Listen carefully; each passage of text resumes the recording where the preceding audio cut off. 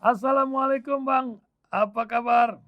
Waalaikumsalam warahmatullahi wabarakatuh. Ihsan Talim. Alhamdulillah baik-baik. Alhamdulillah. Amin, amin. Amin. 2, 3 Ya, pendengar kami menanyakan, "Apa benar Bang baik, Ihsanuddin Nursi itu, wafat?" katanya. "Enggak, masih hidup," katanya. Memang baik. sekarang ini luar biasa ya. Ah, sehat itulah yang utama. Akibat, sepeda kemarin, jatuh sudah pulih lagi Bang? Perlu tim mes Be- hmm, Belum sepenuhnya karena hmm, hmm, tangan kiri sama tangan kanan belum hmm. sepenuhnya bisa, masih agak relatif parah lah. Terus kaki juga terasa di Oh, tempat luka tuh masih karena Masya Allah. ligamennya kena tuh. Waduh, ini dia perlu kesabaran ya, Allah suruh istirahat Iya, dulu. Tapi pemulihannya butuh waktu. betul, tapi bukan hanya sepeda yang terbalik rupanya Bang, ini Ya, dunia banyak terbalik nih. Tadi saya bacakan berita itu, Samintan bebas, yang nangkapnya malah mau diberhentikan, dibebas tugaskan. Bahkan Novel Baswedan lagi uring-uringan ya, karena ditawari masuk BUMN. Buah penghinaan yang luar biasa ini. Nampaknya memang itu menjadi awal kisah kita pagi hari ini karena banyak lagi yang lain karena Bank Indonesia, ada bilang itu tahu-tahu kita dapat dana dari IMF 90 triliun, bukan hutang. Ini gimana cara ngomongnya tuh? Cina kan sudah mulai menyetop hutangnya. Nah, bagaimana Bang Ihsan dari 2 kisah ini sebelum berbagai kisah lainnya, urusan hacker lah yang luar biasa, juga di saat menteri, saat pandemi, naik 70% harta karunnya. Wah, hartanya lah. Tapi rakyat ini entah macam mana ya, terseok-seok di belakang sana. Silakan Bang Ihsanuddin Nursi, kisah sandiwara dunia apa yang terjadi? Fadhol. Bismillahirrahmanirrahim. Bismillah. Subhanaka la ilma lana illa ma 'allamtana innaka antal alimul hakim. Kita mulai dari IMF ya, Betul. yang sampai 90 triliun itu ya. Betul ini dana pinjaman. Kan kalau pakai penjelasan Dodi, Deputi Gubernur itu, dia menjelaskan itu sebagai special drawing right. Special drawing right itu mata uang IMF. Artinya IMF punya mata uang sendiri yang dalam mata uang IMF itu dibandingkan dengan 5 mata uang asing lainnya. Jadi dalam satu keranjang dimasukkan semua mata uang asing, masing-masing punya bobot. Yang paling tinggi bobotnya tetap sekarang US dollar, dolar Amerika. Lalu ada yuan, ada euro money, ada sekarang ditambah lagi tentu dengan pound sterling, tambah lagi dengan beberapa negara maju posisinya. Ada 5 mata uang. Muncullah special drawing right. Jadi misalnya kalau sekarang untuk Indonesia dengan 90 triliun, itu jumlah special drawing right-nya cuma berapa miliar, uang 4 sekitar 4,6 gitu ya. Kalau dipakai US dollar akan lebih tinggi, 6, sekian, lahirnya 90 triliun itu.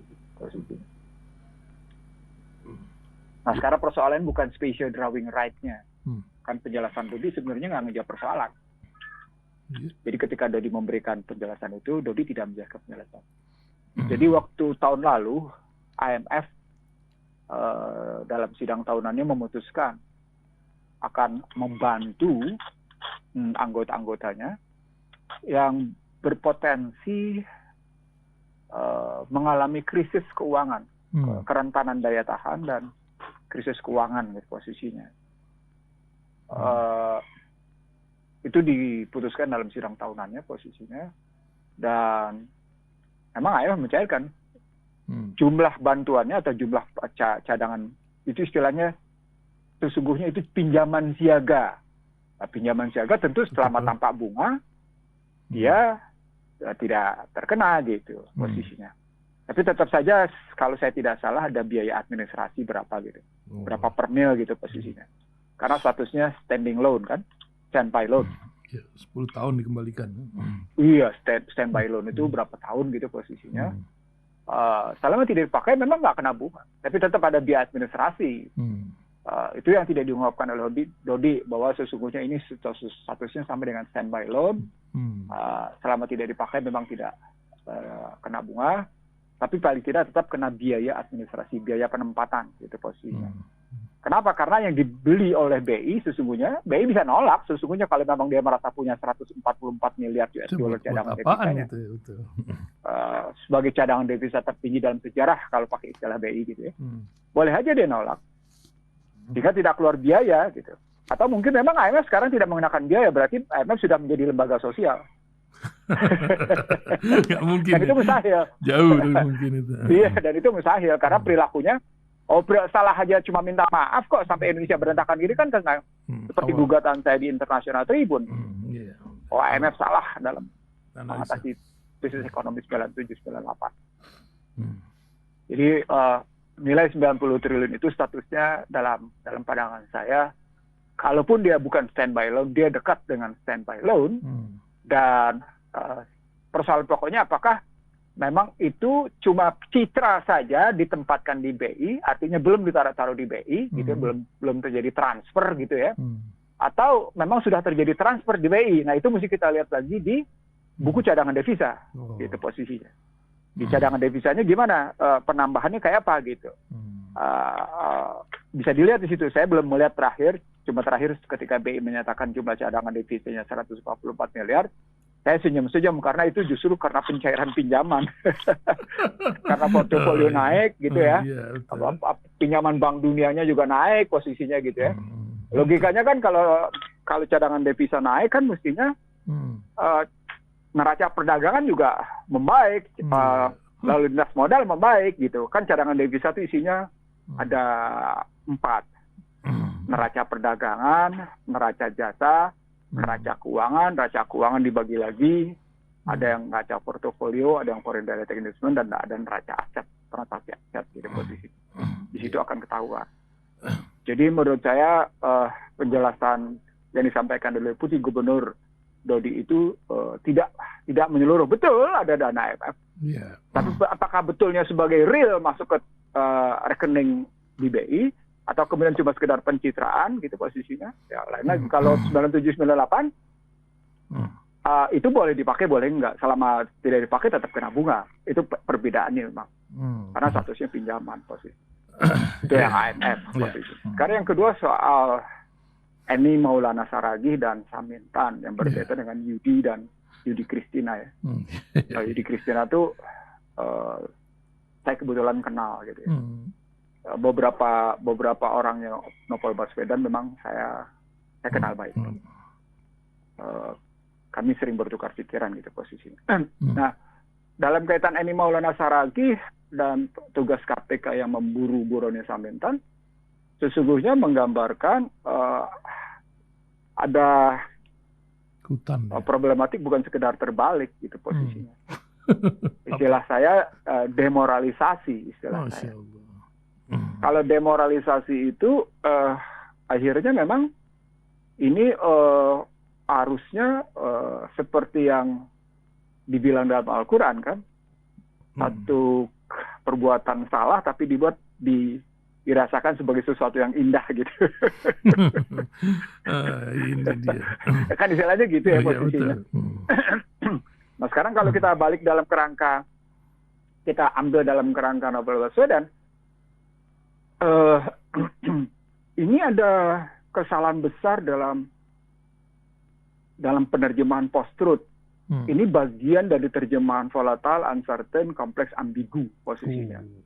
Bahwa ada pihak-pihak di dunia internasional sana yang melanjutkan strategi VUCA dengan mewujudkan COVID, vaksin, dan IT posisinya. Di Indonesia diikuti modal VUCA tadi dengan permainan citra buzzer dan macam-macam di dalamnya.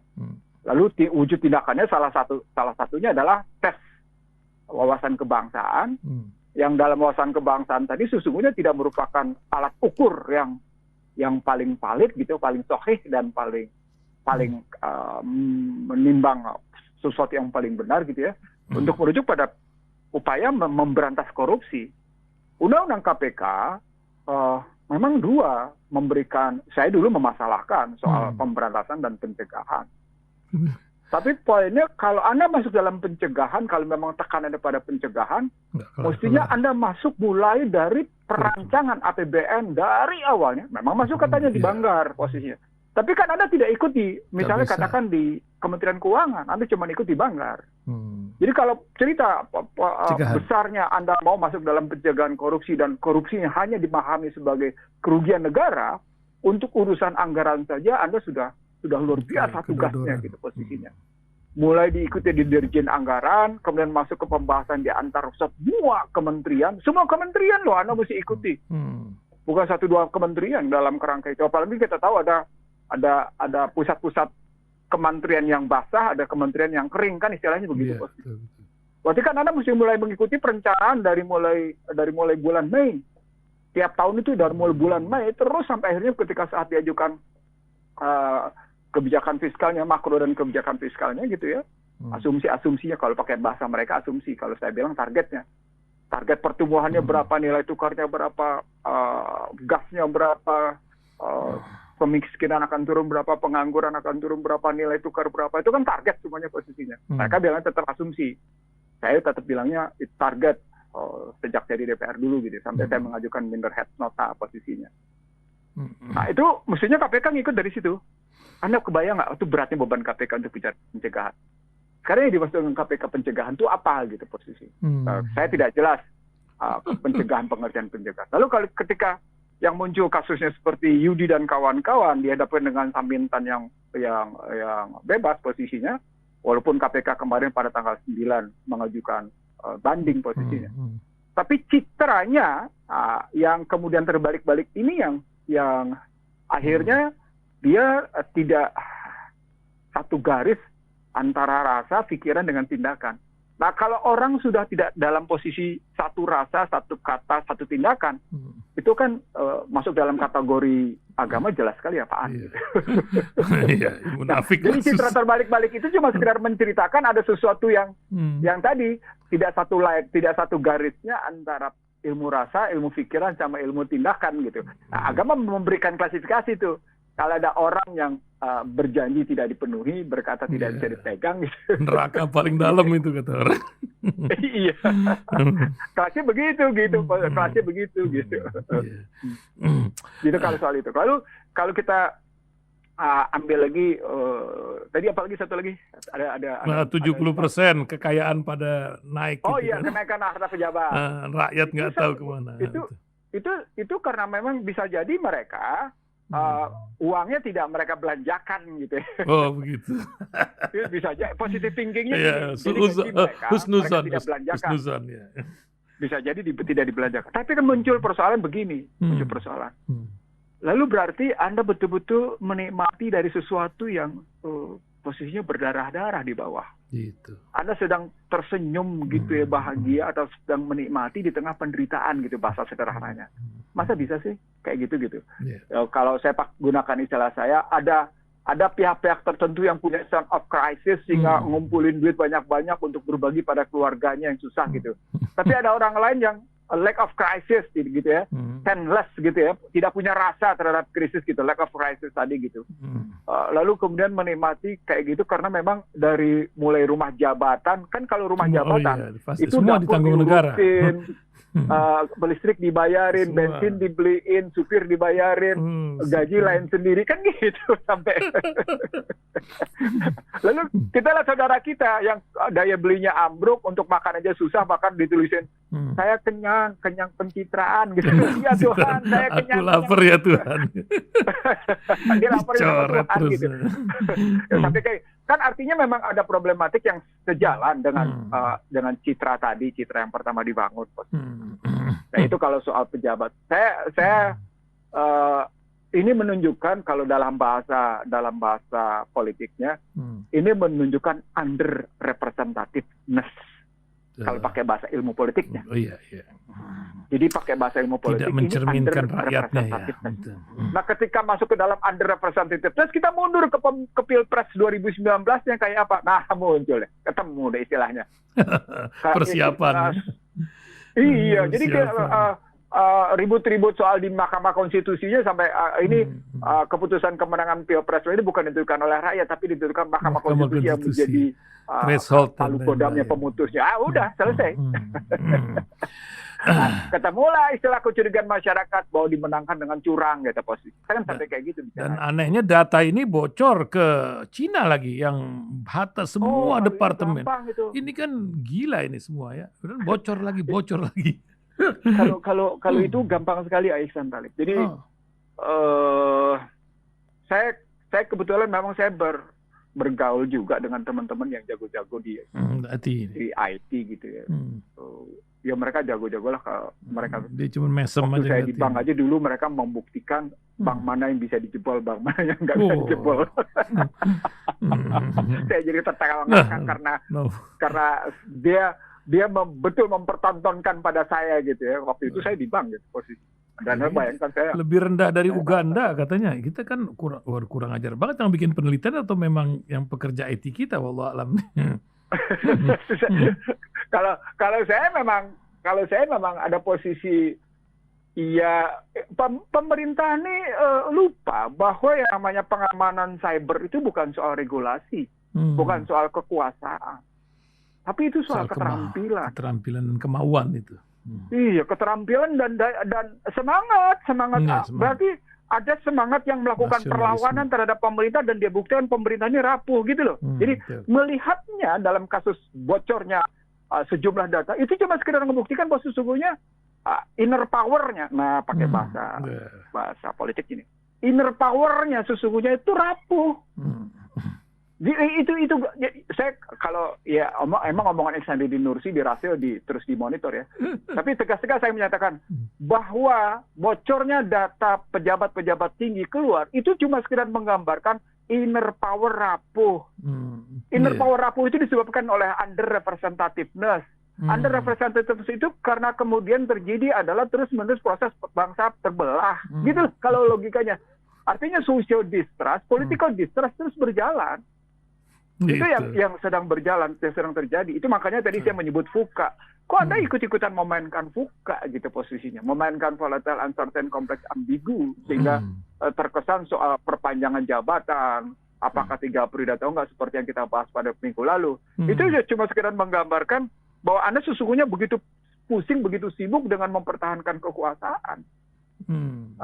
Kan image-nya jadi jelek sekali gitu. Walaupun kemudian muncul kalimat Jokowi sungguh-sungguh tidak ingin cuma sungguh-sungguh ingin 2 periode. Bukan soal itu, tapi sekarang bagaimana meyakinkan masyarakat karena masyarakat sudah dalam posisi keyakinan yang saya nggak bilang tidak percaya, keyakinan yang sangat rendah gitu. Kan itu mesti dibangun posisinya. Termasuk sejumlah kebijakan. Kalau saya misalnya ngelihat bagaimana saya misalnya melihat Biden ngambil contoh gitu ya sampai ribut tetap dengan Trump. Terus kemudian Biden tetap memaksakan vaksin, lalu kemudian muncul pertarungan tajam soal vaksin dan Republik dengan demikian rupa tetap melakukan perlawanan di Kongres sampai sedemikian rupa tajam karena mereka merasa memang COVID-19 dan vaksin ini adalah kerjaan yang tidak fair dan kemudian muncul demo di mana-mana soal ini ada kebohongan global gitu kan, istilahnya udah muncul begitu di mana-mana. Ini adalah proyek kebohongan global, ini adalah proyek kebohongan global, ini adalah proyek kebohongan global. Artinya ada kesadaran gitu bahwa ada sesuatu yang memang sedang terbalik-balik di dunia ini gitu. Dan kalau sudah yang terbalik-balik berarti kita nggak bisa ngelihat berdasarkan hukum bencana berhubungan dan Archimedes, berarti ada sesuatu yang sejati yang benar gitu. Genuine truth-nya tuh ada, original truth-nya tuh ada gitu posisi. Kalau sesuatu yang terbalik gitu ya, yang benar disalahkan, yang salah dibenarkan, berarti ada genuine truth. Ada kesejatian akan kebenaran. Nah, di situ berkali-kali saya bilang, walaupun saya dituding oleh banyak orang, ketika saya bicara wajah tua hiyali lagi fatar samawati wa khalifah muslim wa mana min musyrikin nasolati, itu dibilang ini pembodohan agama. Di situ kelihatan bahwa sebagian umat Islam yang mengomong pembodohan agama adalah mereka memisahkan antara ilmu agama sama ilmu dunia. Di situ kelihatan metodologi berpikirnya gitu loh. Bahwa omongan saya dianggap lebih berbahaya dari COVID-19 gitu posisinya. Di situ terbukti betapa hebatnya model media massa utama atau media sosial sebagai, kalau pakai istilah Bilderberger sendiri ya, as a social weaponizing. Sebagai persenjataan sosial untuk meyakinkan kebijakan mereka. dalam hati saya, aduh kurang baca kok berkomentar sih. Kurang baca. Kan Pak, ini kan tingkat baca kita kan 0,001. Iya. Terendah nomor 2 di dunia. Itu kan waduh, ini hari ini nih Bang, hari perpustakaan nih hari ini. Dan pendengar Rasil, saya ingin mengatakan begini ya. Saya ngumpulin data tentang COVID-19 dan vaksin itu pakai buku aja, bukunya lebih dari 10 loh. Oh. Buku pakai buku kajian. Berarti kalau buku berarti kan sudah masa lalu, sudah diceritakan kejadian ini kan. Iya. Lalu kalau saya pakai dokumen, ya kalau gue ikutin semua dokumen gue, file gue banyak bener gitu bos. Jadi saya pilih betul mana yang kelihatan ini penting banget dan mana yang enggak saya singkirin gitu bos. Nah, artinya begini sesungguhnya. Al-Quran memerintahkan tabayun kan. Nah, kalau kita tabayun kan bukan cuma sekedar berita di media arus utama, bukan sekedar berita di media sosial. Berarti soal COVID-19 dan vaksin pun kita harus tabayun. Itu dia. Kita harus tabayun gitu loh maksud saya. Jadi kalau balik lagi dalam kerangka besar secara menyeluruh, karena Al-Quran yang memerintahkan kita tabayun, maka mari kita sungguh-sungguh tabayun. Saya mengajak pendengar Rasil, pemirsa Rasil TV gitu ya posisinya, untuk betul-betul bersikap cerdas gitu loh. Bersikap cerdas atas situasi dan kondisi yang terus berkembang. Sehingga kita tidak mudah menjadi buih gitu. Kita tidak menjadi buih, kita menjadi arus yang di bawah permukaan itu dan menentukan kemana arah air itu gitu. Kan kita mayoritas. Kalau kita mayoritas, mari kita jadi arus, jangan jadi buih gitu. Untuk menjadi arus, Anda harus punya pengetahuan bukan rata-rata, di atas rata-rata. Kenapa harus di atas rata-rata?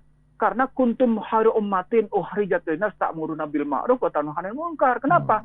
Khairunas anfa'uhum linnas. Kalau Anda mesti terbaik, Anda mesti jadi arus, Anda mesti tidak boleh jadi buih. Maka sebuah berita yang muncul, termasuk yang saya sampaikan, silakan periksa referensinya. Saya berani nyebutin referensinya saya punya. Saya bilang bukan saya berani. Saya punya, kalau mau saya sebutin satu persatu. Cuman jadi panjang urusannya. Nanti tinggal. Nanti akhirnya gitu. Saya bertanya sama Bang Ihsanuddin Nursi, sertifikat rumah Bang Ihsanuddin Nursi itu sudah ada belum? Nanti jadi masalah lagi Bang. Karena jawaban berubah. Kalau saya karena saya pernah berkantor di Badan Pertahanan Nasional, kantor betul, pernah. Ya. Walaupun saya tidak lama gitu ya, saya pernah membantu. Tepatnya saya pernah jadi staf ahli menteri di situ gitu ya posisinya. Alhamdulillah rapih semua. Wah itu orang-orang macam Anda harus rapih sekarang. Bahkan catatan PBB-nya sudah diterbitkan dari tahun, bukan sembarangan, dari tahun 93 gitu. Masya Allah. Jadi dari segi administrasi itu saya memang punya kebiasaan tertata rapi gitu. Maka menyusun dokumen sama seperti misalnya saya harus mencari dokumen sesuatu ketika saya harus riset, tidak kemana-mana, risetnya harus di ruang kerja saya. Itu saya tahu ini ada di mana posisinya, ini ada di mana buku ini, ada di mana dokumen ini, ada di mana gitu. Terus kalau cari file juga begitu, ini filenya ada di sini, kondisinya kayak gini, jadi cepat gitu. Itu karena familiar dengan literasi, karena jarang orang Indonesia itu macam begini. Nah, Bang, ini ada lagi kabar dari Menteri Keuangan mengemukakan bahwa agenda perubahan iklim atau climate change akan lebih ganas dari COVID-19 terhadap perekonomian. Apa yang terjadi di dunia ini nih? Belum lagi urusan internet, ada matahari itu badainya itu, tadi cerita masalah alam ya. Akankah ini menjadi kisah lain dari fukanya itu, atau dunia sudah makin tahu walaupun Indonesia 40% penyumbang oksigen ini. Bagaimana Bang kisah di balik? Ini menarik nih Anda tanya kayak gitu, karena saya baru aja mengupdate gitu ya. Media-media paling bergengsi di barat sana menyebut bahwa COVID akan terus berkembang dalam 6 bulan ke depan. Jadi mereka menyebut dalam 6 bulan ke depan ini situasi berakhir atau tidak berakhirnya pun masih tidak jelas. PPKM masih lancar jaya. Ya, jadi kalau saya baca media-media bergengsi mereka di luar itu, mereka bilang jangan berharap dulu cepat-cepat berakhir. Ini kita masih berhadap lagi dalam situasi varian yang macam-macam berkembang dalam 6 bulan ke depan. Kan menjadi menarik. Lalu kenapa Anda memaksa emergency use? Ada vaksin. Ganti lagi itu kan. Jadi ada sesuatu yang, lalu saya urut kebijakan CDC, sampai saya urut kebijakan CDC loh. CDC itu Anthony Fauci ya. Iya, Fauci, Amerika punya. Center posisinya. Prevention gitu ya. Jadi kalau diambil dari kebijakan, beda-beda, sama seperti kebijakan si Badan Kesehatan Dunia yang WHO itu, yang saya juga cek berkali-kali di Rasil. Kok ini beda-beda terus sih, nggak logis gitu loh, ada sesuatu yang tidak logis. Kan itu menambah keyakinan jadinya. Ada sesuatu yang memang direkayasa. Nah, karena bicaranya tentang alam yang terus mengalami perubahan iklim. Saya kemundur 2004 ketika Al Gore dari Demokrat melawan Jatoko Bush dari Republik. Al Gore kalah. Al Gore kemudian berkampanye ke seluruh dunia sebagai global climate change. Sejak saat itu kemudian global climate change mendunia. Menarik ya? Iya, ada. Ini nggak berdiri sendiri nih. Jadi jangan melihatnya cuma hari ini bahwa akan glacier terjadi, perpindahan burung gitu ya, jutaan ke beberapa tempat, kemudian terjadi heatwave, tingkat panas yang tinggi, lalu ada gelombang banjir, ada gelombang hujan posisinya, dan badai nggak karu-karuan gitu. Ini yang mesti kita lihat, kan kita bicara baliknya ke Ar-Rahman. Ar-Rahman kalau Fabi ayyi ala irabbikum tukadziban yang pertama kan bicaranya tentang keseimbangan alam. Maka pertanyaan besarnya menjadi, ada kerusakan enggak? Wa iza qila lahum la tufsidu fil ardi qul inna nahnu muslihun, kan gitu kalau pakai Al-Baqarahnya. Artinya kan ada fasada. Lalu mereka bilang, enggak kok kami tidak melakukan kerusakan, kami melakukan kebaikan gitu kan maksudnya. Lalu ketika kita cari kata-kata fasadanya seperti pernah ulang di Rasil beberapa waktu lalu gitu ya. Subhanallah, astagfirullah. Justru kerusakan itu yang mereka buat sehingga memang akhirnya alam mencari, Allah memutuskan keseimbangan yang harus terjadi. Karena ada alam yang dirusak. Nah, salah satu bentuk alam yang dirusak itu adalah tadi apa yang disebut dengan geoengineering. Geoengineering itu adalah perubahan iklim. Nah, perubahan iklim itu bagian dari bioengineering. Dia satu persatu itu ketemunya. Berubah. Dia selalu punya, ini istilah-istilah yang saya bangun, silakan Anda telusuri lebih dalam karena ilmunya nggak sembarangan ngelihatnya gitu ya. Ini perpaduan antara kemampuan bermain di antariksa yang punya relasi dengan frekuensi, relasi dengan biologi, relasi dengan ilmu lainnya, sehingga contoh sederhana begini, kan di Indonesia untuk menggeser hujan boleh tuh ya? Pernah ingat ya? Garam, betul. Ya. Kalau hujan aja awannya bisa digeser gitu sehingga jatuhnya itu manusia punya kerja. Ya? Apalagi yang lain. Allah punya kerja, subhanallah. Iya. Kan begitu ya. BNPT apa nih namanya? Yang di Serpong itu apa namanya? Ya begitulah, kita tandanya kita udah mulai tua. Teknologi itu loh, ada di hati yang ada di mulut, jadi lupa. Itu kan bisa menggeser posisi. Begitu juga yang namanya panas. Mereka bisa menghalangi matahari, kan ada juga logika berpikir. Untuk panasnya dinaikin tinggi, geser sedemikian rupa awannya sehingga mataharinya tidak tembus, maka di bawah akan mengalami kepanasan. Itu sampai kayak gitu. Begitu juga pindahkan ikan misalnya dari satu tempat ke tempat lain. Gunakan frekuensi sehingga ikan itu bergeser misalnya dari Selat Malaka pergi, jangan Selat Malaka deh, kita ambil lagi namanya Selat Makassar, dari Selat Bali ke Selat Makassar. Kan itu banyak sekali ikannya itu kan.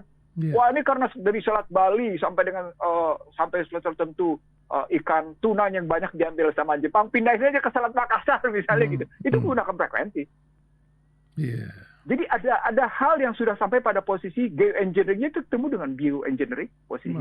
Itulah yang sudah sedemikian jauh perubahan di dunia posisinya. Perubahan-perubahan dilakukan oleh manusia itu secara tidak sengaja sesungguhnya telah mengganggu keseimbangan, mengganggu sunat lembah posisinya. Nah, itu perubahan iklimnya. Nah, ketika PBNU menyatakan ini berhadapan dengan posisi perubahan iklim, pertanyaan besarnya menjadi begini besarnya. Ini bukan soal karbon dioksida, bukan soal gas emisi rumah kaca saja yang tinggi. Ini persoalan sampai seberapa jauh kita bisa menarik satu perubahan iklim dengan pendekatan multidisiplin. Saya nggak lihat di Indonesia kayak gitu. Misalnya disiplin kedirgantaraan ketemu dengan disiplin IT, ketemu dengan disiplin biologi, ketemu dengan disiplin yang namanya kimia, ketemu dengan disiplin namanya perekonomian. Itu kan mesti ketemu orang-orang itu gitu posisi. Untuk duduk bareng posisinya. Bagaimana menghadapi perubahan iklim yang sesungguhnya disebabkan oleh satu perekayasaan geologi, satu perekayasaan cuaca, satu perekayasaan laut, satu perekayasaan kondisi tertentu. Itu kan sudah harus sampai di situ berpikirnya. Itu yang saya bilang dalam satu kesempatan saya dengan di acara Rian Bizat Riyakudu, betapa Indonesia ketinggalan zaman. Saya kan pernah saya juga ngomong sama Dirasil. Betapa dulu saya berdebat sama Cacu setelah berdebat sama saya baru ngomong keluar. Indonesia ketinggalan zaman 15 tahun dalam kerangka IT gitu ya. Kalau saya sekarang bukan sekedar Indonesia ketinggalan. Kalau pakai istilah konsultan asing, kan Indonesia memang mengalami kelangkaan ahli IT itu begitu besar gitu posisinya. Ini bukan soal kelangkaan orang-orang IT. Ini persoalannya adalah bagaimana merelasikan sebuah pendekatan yang dilakukan secara struktural, multistruktural gitu ya posisinya, untuk melihat satu masalah. Karena satu masalah sekarang tidak cukup digunakan cuma satu ilmu. Anda bicara soal tadi misalnya tentang kenaikan para pejabat kekayaan di tengah orang miskin dengan tingkat Gini rasio yang makin meningkat minimal 0,3,82 misalnya. Itu nggak bisa didekati cuma dengan ilmu ekonomi. Itu tidak bisa cuma didekati dengan ilmu politik. Itu tidak bisa didekati dengan sosiologi. Tapi itu mesti didekati dengan katakan psikologi sosial yang kayak gimana. Dan ditariknya dalam dua hal. Etik dan moralnya kayak apa? Etik adalah hidup. Nilai-nilai yang hidup dalam pergaulan masyarakat, moral yang bersumber dari keagamaan. Sikap keagamaan mereka ada nggak? Nggak ada. Ya udah, berarti sekarang soal etiknya. Ada nggak mereka dalam etika? Nggak ada etiknya, ya rusak. Nah kalau etiknya rusak, berarti ngalir ke bawah nilainya juga rusak. Begitu misalnya kalau pakai pendekatannya. Pada saat yang sama dunia pendidikan menghapus pendidikan moral. Kan ketemu jadinya. Bukan bahwa hanya sesungguhnya moral, materialisme yang sedang dikembang habis-habisan. Ya kalau materialisme kembang habis-habisan, ya Anda terdikte, ketemu, bangsa tertindas. Nah, urusan materialisme ini, Bang, ada pendengar bertanya. Ini ada kecenderungan, apalagi dulu ada waktu ibu BUMN itu ngomong BUMN ini nanti akan diswastakan semua akhirnya. Nampaknya negara ini akan berfungsi sebagai regulator saja. Itu pun kalau berjalan. Sedangkan aset ini jauh panggang dari api dengan Undang-Undang Dasar yang awal. Apakah kejadian ketika jalan-jalan tol ini sudah yang miliki itu udah bukan orang atau negara atau bagaimana? Apa ke arah mana ini? Kok sibuk pula lagi kembali kepada GBHN ini? Apa yang terjadi sebenarnya, Bang? Itu ketidaksinkronan berpikir omnibus law, GBHN dan negara hanya regulator. Jadi negara hanya regulator sesungguhnya sudah dimunculkan ketika Laksamana Soekardi sebagai Menek BUMN yang saya bantah dan saya lawan di Mahkamah Konstitusi. Kan itu bertentangan dengan pasal 33. Ingat nggak ketika Indosat dijual? Itu. Indosat dijual itu kan kalimatnya dari buat apa kita memiliki kalau tidak punya manfaat? Kita butuhnya azas manfaat. Gitu kan posisinya, logikanya. Strategisnya negara memang cukup sebagai regulator, negara tidak perlu menjadi operator. Kan begitu logikanya. Sudahlah kita tidak perlu menerapkan azas kepemilikan, ownership principle istilahnya. Yang kita perlukan adalah bagaimana benefit principle, prinsip-prinsip kemanfaatan. Ini kan logika yang dipotong-potong secara tidak utuh, logika yang tidak pendekatan struktural dan tidak berbasis pada konstitusional.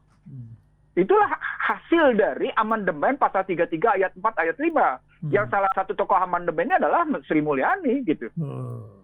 Jadi kalau diambil dalam kerangka itu misalnya kita lihat kalau negara sebagai regulator saja, ya Anda akan berhadapan seperti Amerika. Di mana ada dari posisi 2008 sampai dengan 2000 kemarin 20 ada punya kebijakan tapering gitu ya, melakukan stimulasi fiskal dengan tapering on sampai kalau saya hitung 3,8 ditambah dengan 7,9 jadi berarti sekitar 11,2 triliun US dollar hanya dalam hitungan 12 tahun. Berarti kan tiap tahun Anda mengeluarkan dana 1 triliun. 1 triliun US dollar dan Anda tidak selesai, tetap saja namanya kesenjangan kanker stadium 4, kesenjangan rasial juga tidak bisa teratasi dan sekarang Anda berbondong-bondong kembali lagi mau masuk sekolah, dihajar lagi dengan isu persoalan upaya kembali ke sekolah, reopen school katanya, itu berhadapan dengan ancaman virus baru. Ini gimana? Kelar. Jadi Anda berhadapan dengan problematik negara sebagai regulator yang kemudian regulasinya didikte oleh korporasi. Itu yang saya sebut dengan prinsip-prinsip di mana sebuah kedaulatan dikudeta oleh korporasi. Itu diterjemahkan sendiri oleh Barat, Ahi Ihsan Taleh. Bahwa ada satu kebijakan yang saya sebut sebagai business to people, pada hakikatnya adalah dibajaknya kedaulatan rakyat menjadi kedaulatan korporasi, dan kemudian negara hanya diterapkan sebagai pelaksana atas kehendak korporasi. Dia itu disebut dengan sovereignty hijacker sebagai posisinya. Jadi para pembajak kedaulatan rakyat itu posisinya adalah para korporasi yang terus menjalankan keinginan mereka, nafsu serakah mereka dengan memerintahkan negara pemerintahan hanya sebagai regulator. Itu sekali lagi ini saya lakukan udah sekitar sekarang 2021 ya. Jadi sudah saya lakukan sekitar 7 tahun lalu nih, 7-6 tahun lalu nih saya lihat gitu posisinya.